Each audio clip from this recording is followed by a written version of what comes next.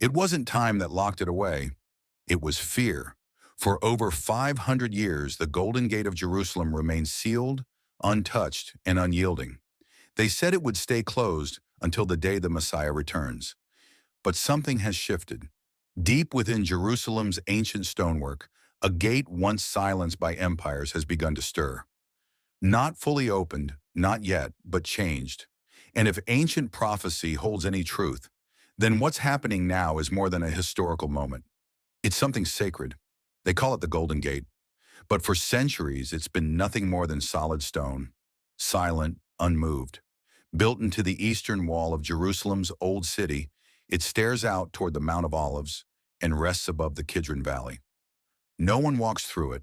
No tourists pass by. No creaking hinges. No ancient groan. Just bricked-up stillness, shut tight for nearly 5 centuries. But this isn't just architecture. This gate holds spiritual gravity.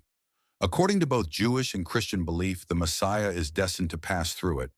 For Christians, it's where Jesus entered the city before his crucifixion, fulfilling the prophecy of Zechariah, where a humble king rides on a donkey. For Jews, it's the entry point of the future Redeemer, the one who will restore Israel and reign in peace. That's likely why, in 1541, Sultan Suleiman, the Magnificent of the Ottoman Empire, ordered the gate to be sealed, stone by stone, not in honor but in strategy. Some say he feared the prophecies. Others believe he wanted to suppress any hope for Jewish salvation. And to make sure no priest or anointed one could ever enter, they built a Muslim cemetery in front of the gate, believing that no holy man would defile himself by crossing the dead. But if the goal was to stop a prophecy, why does it feel like history keeps circling back? It wasn't time that buried it, it was fear. Over 500 years ago, the Golden Gate of Jerusalem was sealed, not with age, but with purpose. They said it would remain closed until the Messiah arrived. But now something has shifted. Tucked within the heart of ancient Jerusalem, the Golden Gate, once hushed by kingdoms long gone, has begun to stir. Not flung open, but disturbed. And if the old prophecies still whisper truth, then this is no ordinary discovery. It could be something divine. This gate is known by many names: the Golden Gate, the Eastern Gate, the Gate of Mercy. But for centuries, it has been a gate in name only. It stands mute, part of Jerusalem's eastern wall, directly facing the Mount of Olives, overlooking the sacred Kidron Valley. There's no path that leads through it. No visitors walk its threshold. It doesn't creak with wind or crack with age. It is completely bricked over, untouched and unmoved for nearly 5 centuries. But this is not just another ancient wall. This structure holds deep spiritual weight. In both Jewish and Christian beliefs, this is the passageway for the Messiah. To Christians, this is the entrance Jesus once passed through, riding humbly into Jerusalem before his crucifixion, fulfilling the prophecy of Zechariah about a king on a donkey. To Jews, this is where their awaited Redeemer will one day enter to reclaim and restore Israel. That's likely why, back in 1541, Sultan Suleiman, the Magnificent of the Ottoman Empire, commanded the gate be sealed shut, stone after stone, not with reverence but with calculation. Some say he feared the messianic prophecies. Others say it was a political move to crush hope. And to make sure no holy figure could pass through it, a Muslim graveyard was placed directly outside the gate. Tradition said no priest would dare walk over the dead. But if sealing it was meant to prevent prophecy, then why does history keep trying to open it? Because for the first time in centuries, the gate's interior, once drowned in silence, is reportedly no longer empty. It's opened partially to worshipers. And whether it happened by human hands or something beyond us, the event is stirring something ancient awake. Pause for a second. If you're new here, don't forget to subscribe, like this video, share it, and hit the bell icon so you don't miss the signs we're watching unfold. This gate wasn't closed out of caution. It was sealed deliberately. In the book of Ezekiel, chapter 44, verse 2, a prophecy speaks softly through time. This gate shall remain shut because the Lord, the God of Israel, has entered through it. That one verse changes everything. This wasn't just a political decision. It was something sacred, something eternal. Biblical scholars believe this verse refers to the moment Jesus entered Jerusalem on Palm Sunday. He crossed the Mount of Olives, moved down into the Kidron Valley, and entered the city through the eastern gate, fulfilling the ancient vision written in Zechariah 9:9. After that moment, everything shifted. If the presence of the Lord truly passed through this gate, as Ezekiel claimed, then the gate was never meant to open again until he returns. And yet, centuries later, Suleiman the Magnificent, perhaps unaware or perhaps defiant, did exactly what Scripture had already predicted. He closed it with stone and mortar, believing he could block what was foretold. But in sealing the gate, he may have confirmed the prophecy instead of stopping it. Time and again, leaders have tried to undo what may already be written. In 1917, Ottoman rulers made plans to demolish the gate altogether. But that same year, British forces unexpectedly captured Jerusalem, halting the demolition entirely. Then in 1967, during the Six-Day War, Israeli leadership discussed reopening it. But a respected rabbi issued a warning: only the Messiah can open that gate. The idea was abandoned. Every attempt to interfere has been stopped, like invisible hands guarding the stonework, preventing change. And now, with reports of the inner chambers being accessed for the first time in hundreds of years, a deeper question emerges.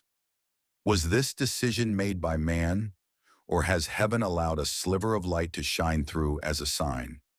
Jerusalem has many gates. Some have been torn down, others rebuilt. A few have even been renamed and lost to time. But the Golden Gate refuses to behave like the rest. It's become something different, an ancient defiance, not against men, but against history itself. Every attempt to touch it seems to echo with resistance, as if unseen forces are guarding something set long ago. Even when peace agreements have shifted borders and construction has altered landscapes, this eastern gate remains untouched. Bulldozers may have cleared new roads, but not one brick from this entrance has been removed. And maybe that's what makes the recent activity so unsettling. In 2019, reports emerged that the gate's inner chamber, sealed behind centuries of silence, had been accessed. Not by kings, not by politicians, but by worshippers. Photos began to appear. Videos surfaced quietly. Some showed believers praying inside the once forbidden vestibule. Others hinted at renovations happening behind the sealed facade. Officials gave no concrete answers. But to those who study prophecy, this wasn't politics. It wasn't random. It was a signal. Scripture tells us this gate was shut because God once passed through it. And if it's beginning to open again, even slightly, then the question that has hung in the air for generations becomes impossible to ignore. Is the time drawing near? Because a gate like this doesn't shift for no reason. And if it does, it means something, or someone, is coming. The stones of Jerusalem have always spoken in whispers, etched with scars, carvings, and ancient prayers. But the Golden Gate says something different. It speaks without a single sound. It communicates through its stillness, through the many hands that have tried to move it and failed. Once, rulers thought they could shape history. They imagined they could seal a gate, move a border, or tear down a wall, and that would silence prophecy. But they were wrong. This gate has outlasted them all. No other gateway on earth has resisted time the way this one has. The Ottomans bricked it shut. Crusaders once reopened it, only for it to be sealed again. Muslim authorities wanted to destroy it. Israeli forces debated unsealing it. Each time the story paused, the gate endured. And then came 2019, when after centuries of silence, the stillness inside was broken. The exterior remained sealed, strong as ever. But deep inside, behind that outer shell, a door was quietly open. Not with trumpets, not with battle cries, just the sound of footsteps and prayer. Those who stepped inside didn't carry scrolls or swords. They brought reverence. They brought hope. So what does it mean when the heart of a sealed gate opens, yet its face remains untouched? Could this be a spiritual message, not yet visible to the world, but already stirring within? If this gate is more than stone, if it's a divine timepiece, then the hands may have just moved. Not striking midnight, not yet, but ticking forward. And prophecy, unlike headlines, doesn't scream. It doesn't announce itself with breaking news. It whispers. It leans in quietly. And this whisper just came from the core of a gate believed to be unshakable. Directly opposite the Golden Gate stands the Mount of Olives, A peaceful hill scattered with ancient olive trees and thousands of old graves. But that slope is more than scenery. It's sacred stage. In Zechariah 14, the prophecy is clear. When the Lord returns, his feet will stand on the Mount of Olives. The mountain will split in two. That's not poetic imagery. It's exact. It's geographical prophecy. And right in front of it stands the gate, perfectly aligned, like two eternal mirrors staring at one another. That can't be coincidence. It's design. It's alignment. Because when Jesus first entered Jerusalem, he came from that very mountain. He descended its slope, crossed the Kidron Valley, and entered the city. Not through a western or southern gate, but this one, the one that's been sealed for nearly 500 years. That first arrival wasn't a parade, it was a signal, a message. And now, with news that the inner gate has been quietly accessed, and with attention once again shifting toward Jerusalem's eastern wall, that ancient alignment takes on renewed meaning.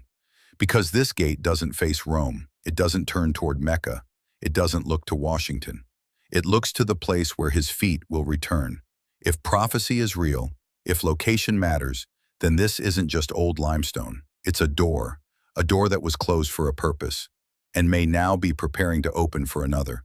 What happens next isn't about military power or political headlines. It's about timing. And there is only one figure worthy of walking through that gate. Two faiths, two timelines, one sacred gate. To Jews, this is where the long-awaited Messiah will come to restore Israel and rule in righteousness.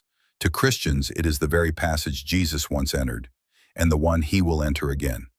This time, not in meekness, but in glory. What's remarkable is this: both traditions, though different in doctrine, agree on one thing. This gate is connected to a divine return. That kind of unity is rare. Yet somehow, this sealed doorway holds it. In Hebrew, it's called Sha'ar HaRachamim, the gate of mercy. Not the gate of wrath, not destruction, mercy. That alone shifts everything. This isn't just about prophecy or power. It's about redemption. And even though beliefs differ in details, they align in timing. Both Jews and Christians believe this gate will open when the end draws near. And when it does, nothing will stay the same.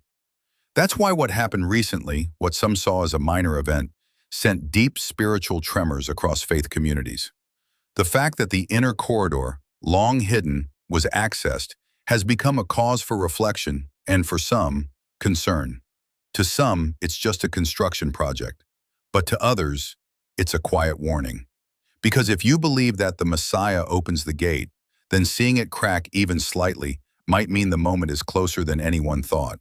And if believers across different faiths are watching the same ancient entryway, hoping and praying for the same final moment, then this isn't just coincidence, it's convergence. Call him Messiah ben David, call him the King of Kings. Either way, both sides agree on this. When he comes, this gate will open. Through the centuries, human hands have tried to control what the divine has already decreed. Empires have drawn boundaries with blood. Rulers have reshaped laws with fear. They've built fences and walls over places prophecy said a king would pass. And every time they tried to alter the Golden Gate, something pushed back.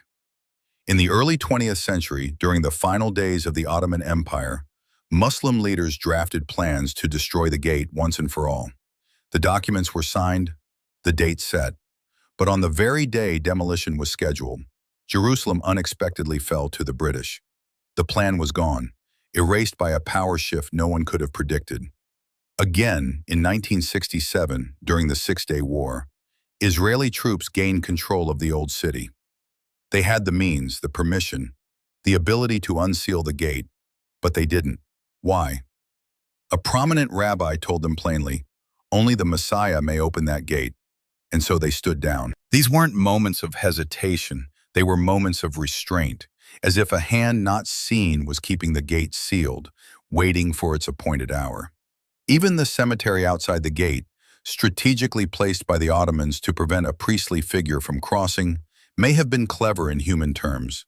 But if prophecy is true, it was also useless, because when the king returns, no grave, no wall, no regime will be able to stop him. The world thinks it can delay prophecy, interrupt it, redirect it, but you cannot lock what God has sealed, and you cannot halt what he has already set in motion. And now, that motion may have started again. Prophecy doesn't always shout. Sometimes it moves in silence. It slips through shadows. It shifts beneath layers of dust no one was watching. And that's exactly why what's happening at the Golden Gate is so powerful. There was no noise, no speech, no global spotlight, just a quiet opening, a space long forgotten, accessed once more. The gate's exterior is still sealed, as it has been since 1541, still intact, still closed. But within, the inner chamber, once blocked for generations, has become reachable. No bulldozers, no blasts, just a door, quietly opened from the inside. Is it a fluke, a routine repair, a forgotten corner, or is it something else? Because Jesus didn't say his return would come with press alerts.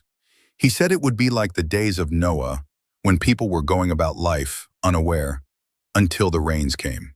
He didn't tell us to guess, he told us to stay awake, to be ready, because when he comes, it won't be private. Every eye will see him, he will come in the clouds, and the nations will tremble. But before he arrives, there are signs. Some are loud, others come as stillness, like a sealed gate, stirring. Not shattered, just breathing. Not demolished, but waking. And now the quiet observers, those who have watched prophecy unfold like patterns in the dust, are leaning closer. Because what's happening might not be the moment itself, but the whisper before the trumpet. Some view the Golden Gate as a relic. Others see it now as a countdown. A clock without numbers, marking time not in hours, but in fulfillments. This gate doesn't tick, it waits. And waiting is not nothing, it's preparation. Every time someone has tried to breach it, the attempt failed. Every effort to erase it has reversed. Every single stone remains exactly where it should. And now, something is shifting. Because in prophecy, nothing happens by accident. This small, quiet opening may seem insignificant, but so was a whisper too. To Ezekiel, so was a man on a donkey 2,000 years ago. God rarely starts with thunder. He begins with alignment. And today, the pieces are aligning again. If what you've just seen stirred something deep inside you, don't just scroll past.